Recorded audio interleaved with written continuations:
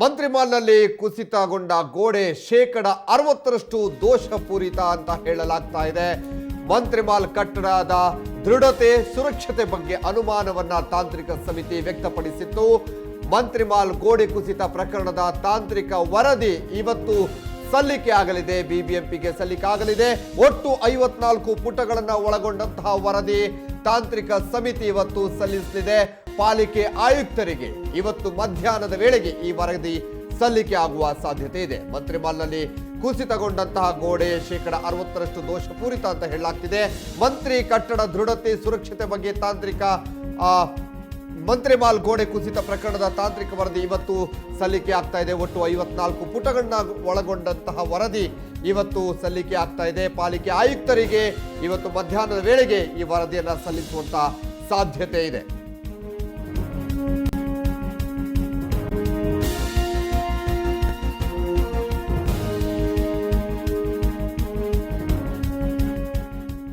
ಬೆಂಗಳೂರಿನ ಮಲ್ಲೇಶ್ವರಂನಲ್ಲಿರುವಂತಹ ಮಂತ್ರಿಮಾಲ್ನ ಕಟ್ಟಡ ಕುಸಿತಗೊಂಡಿತ್ತು. ಈ ಕಟ್ಟಡದ ಗೋಡೆ ಕುಸಿತಗೊಂಡ ಪರಿಣಾಮ ಇಬ್ಬರು ಕೂಡ ಗಾಯಗೊಂಡಿದ್ರು.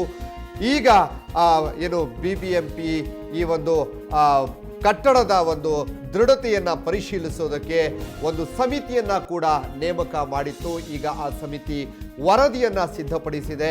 ಆ ವರದಿ ಇವತ್ತು ಮಧ್ಯಾಹ್ನದ ವೇಳೆಗೆ ಬಿಬಿಎಂಪಿ ಆಯುಕ್ತರ ಕೈ ಸೇರುವಂತಹ ಸಾಧ್ಯತೆ ಇದೆ. ಆ ವರದಿ ಒಟ್ಟು 54 ಪುಟಗಳನ್ನು ಒಳಗೊಂಡಂತಹ ವರದಿಯಾಗಿದೆ. ಇವತ್ತು ಮಧ್ಯಾಹ್ನ ಪಾಲಿಕೆ ಆಯುಕ್ತರಿಗೆ ಇವತ್ತು ಸಲ್ಲಿಕೆ ಆಗುವಂತಹ ಸಾಧ್ಯತೆ ಇದೆ. ಒಟ್ಟಾರೆಯಾಗಿ ಏನು ಇಷ್ಟು ದಿನ ಬಂದಾಗಿದ್ದಂತಹ ಏನು ಮಂತ್ರಿಮಾಲ್ ದೃಢತೆಯ ಬಗ್ಗೆ ಮತ್ತೆ ಸುರಕ್ಷತೆಯ ಬಗ್ಗೆ ತಾಂತ್ರಿಕ ವರದಿ ಸಿದ್ಧಗೊಂಡಿರುವಂಥದ್ದು. ಒಟ್ಟಾರೆಯಾಗಿ 60%ನಷ್ಟು ಈ ಒಂದು ಗೋಡೆ ಸುದೃಢವಾಗಿಲ್ಲ ಅನ್ನುವ ವರದಿಯನ್ನ ಕೂಡ, ಅಂದ್ರೆ ದೋಷಪೂರಿತವಾಗಿದೆ ಅಂತ ವರದಿಯಲ್ಲಿ ಇರುವಂಥದ್ದು. ಈ ವರದಿ ಇವತ್ತು ಆಯುಕ್ತರ ಕೈ ಸೇರಲಿದೆ.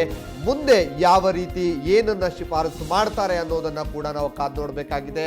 ಆಯುಕ್ತರ ಕೈಗೆ ವರದಿ ಸೇರಿದ ನಂತರವಷ್ಟೇ ಇದು ಗೊತ್ತಾಗಲಿದೆ. ಒಟ್ಟಾರೆಯಾಗಿ ಮುಂದಿನ ದಿನಗಳಲ್ಲಿ ಮಂತ್ರಿಮಾಲನ್ನ ಮತ್ತೆ ಓಪನ್ ಮಾಡಬೇಕಾ ಅಥವಾ ಕ್ಲೋಸ್ ಮಾಡಬೇಕಾ ಅನ್ನುವ ನಿರ್ಧಾರ ಇವತ್ತು ಹೊರಬೀಳಲಿದೆ.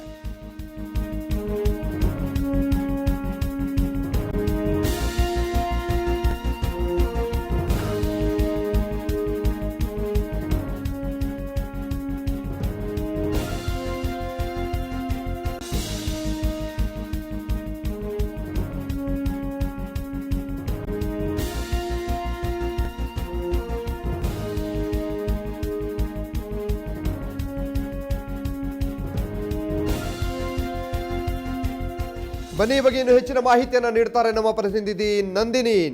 ಈಗ ಏನು ಸಮಿತಿ ವರದಿಯನ್ನ ಸಿದ್ಧಪಡಿಸಿದೆ ಮಂತ್ರಿಮಾಲ್ಗೆ ಸಂಬಂಧಪಟ್ಟ ಹಾಗೆ, ವರದಿಯಲ್ಲಿ ಏನಿದೆ ಮತ್ತೆ ಎಷ್ಟೊತ್ತಿಗೆ ಆಯುಕ್ತರ ಕೈ ಸೇರುತ್ತೆ? ಅಂತೂ ಇಂತೂ ನಿರೀಕ್ಷೆಯಂತೆ ಮಂತ್ರಿಮಾಲ್ ಮತ್ತೆ ಓಪನ್ ಆಗುತ್ತಾ ಇಲ್ವಾ ಅನ್ನುವಂತಹ ಪ್ರಶ್ನೆಗೆ ಸದ್ಯ ಅನುಮಾನಾಸ್ಪದ ವರದಿ ಸಲ್ಲಿಕೆಯಾಗಿದೆ. ಹರೀಶ್, ಈಗ ಸುವರ್ಣ ನ್ಯೂಸ್ಗೆ ಸಿಕ್ಕಿರುವ ಮಾಹಿತಿಯ ಪ್ರಕಾರ 7,000 ಚದುರ ಮೀಟರ್ನ ಜಾಗವನ್ನ, ಅಂದ್ರೆ ಗೋಡೆ ಕುಸಿತವಾದಂತಹ ಜಾಗವನ್ನ ಮಾತ್ರ ತಜ್ಞರ ತಂಡ, ಆಯುಕ್ತರ ನಾಯಕತ್ವದಲ್ಲಿ ಇರುವಂತಹ ತಜ್ಞರ ತಂಡ ಕಂಪ್ಲೀಟ್ ಆಗಿ ಟೆಸ್ಟಿಂಗ್ ಮಾಡಿಸಿದೆ. ಅಲ್ಲಿರುವಂತಹ ಸಿಮೆಂಟ್, ಕಾಂಕ್ರೀಟ್, ಪ್ರತಿಯೊಂದು ಕಟ್ಟಡ ಕಾಮಗಾರಿಗಳ ಮಾಡಬೇಕಾದಂತಹ ಸಾಮಗ್ರಿಗಳನ್ನ ಟೆಸ್ಟ್ ಮಾಡಿಸಿರೋ ಪ್ರಕಾರ 60% ದೋಷಪೂರಿತವಾಗಿದೆ ಅನ್ನುವಂತಹ ಮಾಹಿತಿಯನ್ನ ನೀಡಿದ್ದಾರೆ. ಅಷ್ಟೇ ಅಲ್ದರ 1.22 ಲಕ್ಷ ಚದುರ ಮೀಟರ್ ಇರುವಂತಹ ಕಂಪ್ಲೀಟ್ ಆದಂತಹ ಮಂತ್ರಿಮಾಲ್ ಅನ್ನ ನಾವು ಪರೀಕ್ಷೆಗೆ ಒಳಪಡಿಸುವ ಅನಿವಾರ್ಯತೆ ಇದೆ. ಹೀಗಾಗಿ ಮತ್ತಷ್ಟು ಸಮಯ ಬೇಕು ಅನ್ನೋದನ್ನು ಸಹ ವರದಿಯಲ್ಲಿ ಉಲ್ಲೇಖ ಮಾಡಿದ್ದಾರೆ. ಹಾಗಾಗಿ ಮುಂದಿನ 2.5 ರಿಂದ 3 ತಿಂಗಳ ಕಾಲ ಮಂತ್ರಿಮಾಲ್ ಓಪನ್ ಆಗೋದು ಸದ್ಯ ಬಿಬಿಎಂಪಿ ಕಮಿಷನರ್ನ ಮೇಲೆ ನಿರ್ಣಯದ ಮೇಲೆ ನಿಂತಿದೆ ಅಂತಾನೆ ಹೇಳ್ಬೋದು. ಇವತ್ತು ಮಧ್ಯಾಹ್ನ 2:00 ಅಧಿಕೃತವಾಗಿ ಬಿಬಿಎಂಪಿ ಕಮಿಷನರ್ಗೆ ತಜ್ಞರ ತಂಡ ತಮ್ಮ ವರದಿಯನ್ನ ಸಲ್ಲಿಕೆ ಮಾಡುತ್ತೆ. ಆ ವರದಿಯನ್ನ ಸಲ್ಲಿಕೆ ಆದ ನಂತರ 2 ಮೀಟಿಂಗ್ಗಳಿರುತ್ತೆ. ಒಂದು ಮಂತ್ರಿಮಾಲ್ ಅವ್ರ ಜೊತೆಗೆ ಹಾಗೂ ತಜ್ಞರ ತಂಡದೊಂದಿಗೆ ಆಯುಕ್ತರು ಒಂದು ಮೀಟಿಂಗ್ ಅನ್ನು ನಡೆಸ್ತಾರೆ. ಆ ಮೀಟಿಂಗ್ ಆದ ನಂತರ ಮಂತ್ರಿಮಾಲ್ ಮತ್ತೆ ತೆರೆಯಬೇಕಾ ಇಲ್ಲ ಮುಚ್ಚಬೇಕಾ ಅನ್ನುವಂತಹ ಮಾಹಿತಿ ಹೊರಬೀಳುತ್ತೆ. ಓಕೆ, ಈಗ ಇಲ್ಲಿ 60%ನಷ್ಟು ದೋಷಪೂರಿತ ಅಂತ ಹೇಳಿದ್ರೆ ಒಂದು ಭಾಗ ಮಾತ್ರನಾ? ಅಂದ್ರೆ ಈಗ ಏನು ಗೋಡೆ ಕುಸಿತ ಆಗಿದೆ ಆ ಭಾಗ ಮಾತ್ರ 60%ನಷ್ಟು ದೋಷಪೂರಿತ ಆಗಿರೋದು ಅಥವಾ ಇಡೀ ಬಿಲ್ಡಿಂಗ್ ಯಾವ ರೀತಿಯಾಗಿ ಅದು ದೋಷಪೂರಿತ ಆಗಿರುವಂತದ್ದು? ಹರೀಶ್, ಈಗಾಗಲೇ ತಿಳಿದಿರೋ ಹಾಗೆ ಮಂತ್ರಿ ಮಾಲ್ ಒಂದು ಗೋಡೆ ಭಾಗ ಕುಸಿದಿದ್ದು ಇಡೀ ದಿನ ಜನರ ಚರ್ಚೆಗೆ ಕಾರಣವಾಯಿತು ಹಾಗೂ ಜನರಲ್ಲಿ ಆತಂಕ ಮೂಡಿಸಿತು. ಸಾರ್ವಜನಿಕರ ಹಿತದೃಷ್ಟಿಯಿಂದ ಬಿಬಿಎಂಪಿ ಕಮಿಷನರ್ ಕಟ್ಟಡದ ಪ್ರಮಾಣ ಪತ್ರವನ್ನ ವಾಪಸ್ ಪಡೆದ್ರು, ಆಕ್ರಮಿಸುವ ಪ್ರಮಾಣ ಪತ್ರವನ್ನ. ಈ ಮೂಲಕವಾಗಿ ಬಿಬಿಎಂಪಿ ಆದೇಶದ ಮೇರೆಗೆ ಮಂತ್ರಿ ಮಾಲ್ ಭಾಗ ಈವರೆಗೂ ಸಹ ಬಾಗಿಲನ್ನ ಮುಚ್ಚಿದೆ. ಇನ್ನು ಆ ಗೋಡೆಯ ಭಾಗ ಅಂದ್ರೆ ಕುಸಿತವಾಗಿರುವಂತಹ ಗೋಡೆಯ ಭಾಗವನ್ನ ಮಾತ್ರ ಈವರೆಗೂ ಲ್ಯಾಬ್ ಟೆಸ್ಟಿಂಗ್ ನೀಡಿರೋದು.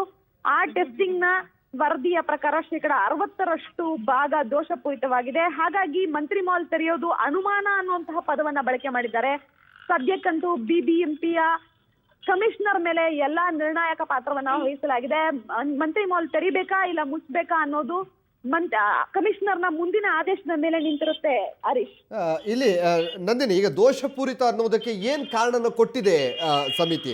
ಅಂದ್ರೆ ಅದರಲ್ಲಿ ಉಪಯೋಗಿಸಿರುವಂತಹ ಮಣ್ಣಿರಬಹುದು ಅಥವಾ ಸಿಮೆಂಟು, ಈ ರೀತಿಯಾಗಿ ಏನ್ ಕಾರಣವನ್ನ ಕೊಟ್ಟಿರುವಂತದ್ದು ಸಮಿತಿ? ಈಗ ಸುವರ್ಣ ನ್ಯೂಸ್ಗೆ ಸಿಕ್ಕಿರುವಂತಹ ಎಕ್ಸ್ಕ್ಲೂಸಿವ್ ಮಾಹಿತಿಯ ಪ್ರಕಾರ ಅದಕ್ಕೆ ಬಳಸಿರುವಂತಹ ಸಿಮೆಂಟು, ಕಲ್ಲು, ಮಣ್ಣು ಪ್ರತಿಯೊಂದರಲ್ಲೂ ಸಹ ದೋಷಗಳನ್ನು ಕಂಡು ಬಂದಿದೆ. ಹಾಗಾಗಿ ಸಂಪೂರ್ಣ ಕಟ್ಟಡವನ್ನ ಪರಿಶೀಲನೆ ಮಾಡಬೇಕು ಅಂತ ಹೇಳಿದ್ದಾರೆ. ಕೇವಲ 7 ಚದುರ ಮೀಟರ್ ಅನ್ನ ಪರಿಶೀಲನೆ ಮಾಡೋದಕ್ಕೆ 15 ದಿನಗಳ ಕಾಲಾವಕಾಶ ಪಡೆದಿದ್ದಾರೆ. ಇನ್ನು ಕಂಪ್ಲೀಟ್ ಆಗಿ ಪರಿಶೀಲನೆ ಮಾಡಬೇಕು ಅಂದ್ರೆ ಬರೋಬ್ಬರಿ 3 ತಿಂಗಳ ಕಾಲಾವಕಾಶ ಬೇಕಾಗುತ್ತೆ. ಕಳೆದ ದಿನ ಇಡೀ ದಿನ ಜನರಲ್ಲಿ ಸಾರ್ವಜನಿಕರಿಗೆ ಆತಂಕ ಮೂಡಿಸಿದಂತಹ ಗೋಡೆ ಕುಸಿತ ಪ್ರಕರಣ ಇದು. ಮಂತ್ರಿ ಮಾಲ್ಗೆ ವೈಯಕ್ತಿಕವಾಗಿ ಕೋಟ್ಯಾಂತರ ರೂಪಾಯಿ ನಷ್ಟ ಆಗಿದ್ರು ಸಹ ಸಾರ್ವಜನಿಕರ ಪ್ರಾಣದ ಹಿತದೃಷ್ಟಿಯಿಂದಾಗಿ ಮಂತ್ರಿ ಮಾಲ್ ಸದ್ಯಕ್ಕೆ ತೆರೆಯೋದು ಬೇಡ ಅನ್ನುವಂತಹ ಒಂದು ಅಭಿಪ್ರಾಯವನ್ನ ಸಹ ತಜ್ಞರ ತಂಡ ನೀಡಿದೆ ಅನ್ನುವಂತಹ ಮಾಹಿತಿ ಸುವರ್ಣ ನ್ಯೂಸ್ಗೆ ಲಭ್ಯವಾಗಿದೆ. ಹರೀಶ್, ಓಕೆ ನಂದಿನಿ, ತಮ್ಮೆಲ್ಲ ಮಾಹಿತಿಗೆ ಧನ್ಯವಾದ.